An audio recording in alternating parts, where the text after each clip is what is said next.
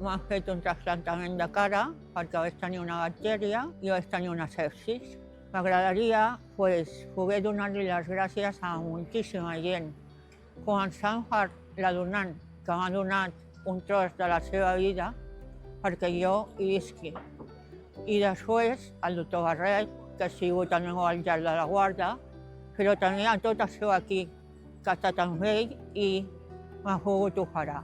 I a tot el que és el personal de la UCI i a molts metges que m'han estat seguint, vull dir, a l'hospital, a moltíssima gent. El repte més important dintre d'aquesta mena de reconstruccions en trasplantament de cara és, sens dubte, aconseguir la màxima funció. És a dir, és una cirurgia funcional, és una cirurgia per retornar a aquesta persona les funcions de la parla, de poder tragar, de poder menjar, de poder caminar pel carrer, és a dir, tot el que feien totes les persones de manera habitual. I les tècniques que hem d'emprar és sobretot de microcirurgia de nervis, músculs, a part de, òbviament, la part estètica. El repte primordial és retornar la funció normal de la cara. Com funciona? Realment com qualsevol cirurgia de trasplantament d'òrgan sòlid. És a dir, hem de reconnectar totes les estructures, hem de reconnectar la musculatura, els vasos sanguinis, els nervis, la mucosa interna de la boca,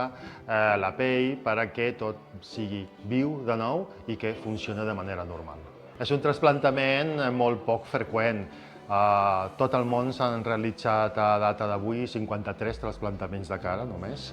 I si bé és una cosa poc freqüent, es realitza per persones que necessiten aquesta mena de cirurgia per recuperar les funcions. Però és un tipus de cirurgia reparadora que és similar a la que fem cada dia en casos complexes, però en comptes d'utilitzar només els teixits d'un, necessitem també utilitzar els teixits d'una altra persona que ha fet l'oferta de donació. No, sens dubte, hi ha una part psicològica molt important dintre del que és aquesta mena de cirurgia de trasplantament de cara.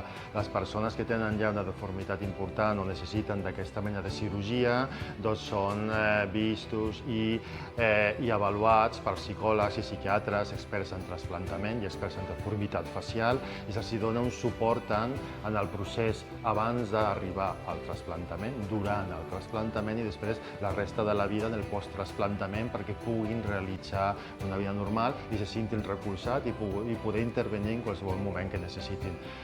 Sí, el trasplantament de cara, el seu objectiu és funcional. Està sobretot indicat en persones que han perdut les parpelles, les esfínteres, la musculatura per reconstruir parpelles, per funcionar parpelles, i sobretot la boca o la part central de la cara, que és gairebé impossible reconstruir en tècniques clàssiques normals. I sí que hem de tenir en compte, molt clar, que no trasplantem la fesomia d'un donat a la cara d'un receptor, sinó que creem una nova fesomia que és una mescla entre la fesomia antiga del receptor i uns teixits que adoptaran una forma i ella o ell tornarà a tenir una fesomia humana normal i una nova cara.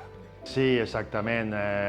Plantem un motllo, uns teixits sobre una estructura òssia, una estructura de la nostra pròpia identitat, el nostre nivell òssia i de forma de cara, volum de cara, i fins i tot quan s'han de trasplantar trossos d'os, aquesta s'amolda en l'estructura òssia teva, la que tu reps, i forma una nova cara. Mai tindrem la rèplica de la persona que ha donat la cara.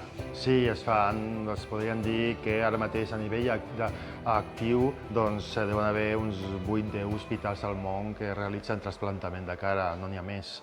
I es necessita un equip molt potent i sobretot una institució, un hospital amb tots els serveis disponibles a nivell de presència física les 24 hores al dia i amb una tradició trasplantadora molt forta. És a dir, ha de ser molt potent, molt robusta la institució per poder-ho realitzar. I a banda d'això també institucions grans on poden tenir una recepció de possibles candidats amb deformitats importants.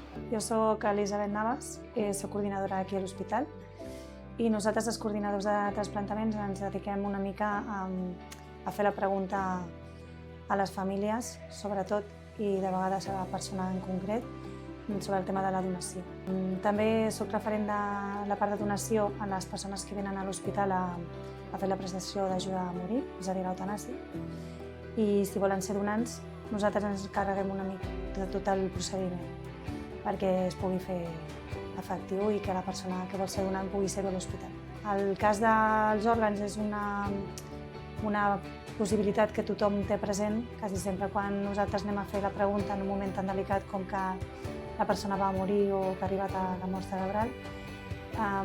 La gent entén el que és una donació i quant d'important és ajudar a algú que està esperant un òrgan. No?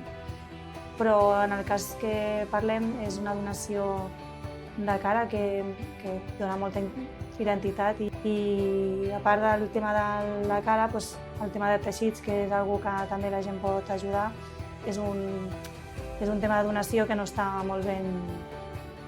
la gent no ho coneix tant. Sobretot, de tot cor, li envio el meu agraïment.